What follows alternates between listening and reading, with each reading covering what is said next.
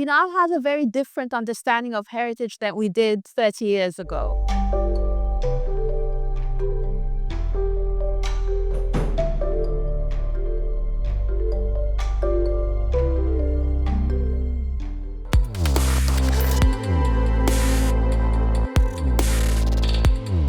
Heritage is the foundation for resilience in cities, and it's also right now the best way to provide housing and services for people without being extractive with the environment.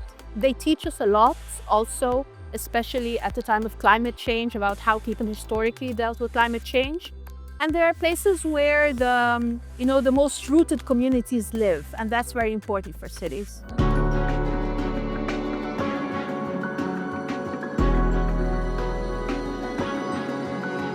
We now have a very different understanding of heritage than we did 30 years ago.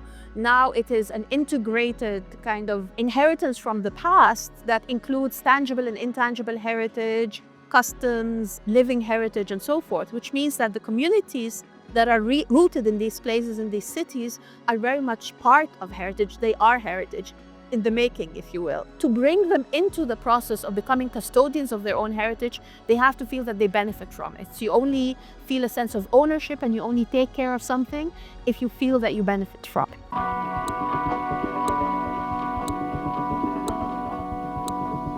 Is the fact that people think that heritage is static and that it is anti-future and anti-change. But actually, heritage is kind of the tool that takes us, the vehicle, if you will, that takes us to the future. And the fact that people think that it is static and anti-change means that they don't invest in it, and that they don't really think include it in their policies in the manner that they should. The other issue related to heritage is that if governments in particular are interested in heritage, it is for tourism, it is for heritage industries, and it is not for the communities that live with this heritage.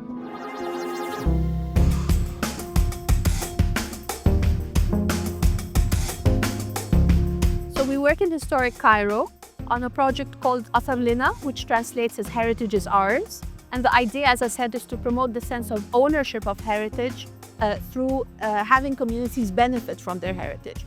So we work on preservation of historic buildings and adaptive reuse and making them accessible and having them speak for communities. We also work on heritage education, heritage industries, so vocational training to get people to use their historical knowledge to actually benefit economically.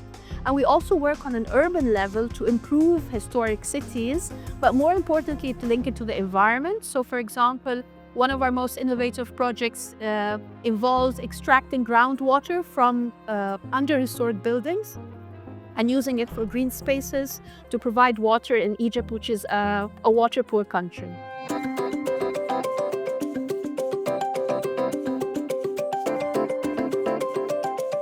I would like cities to be just and equitable, humane for their communities, and I would like them to keep their memory of the past and to pass it on to the future.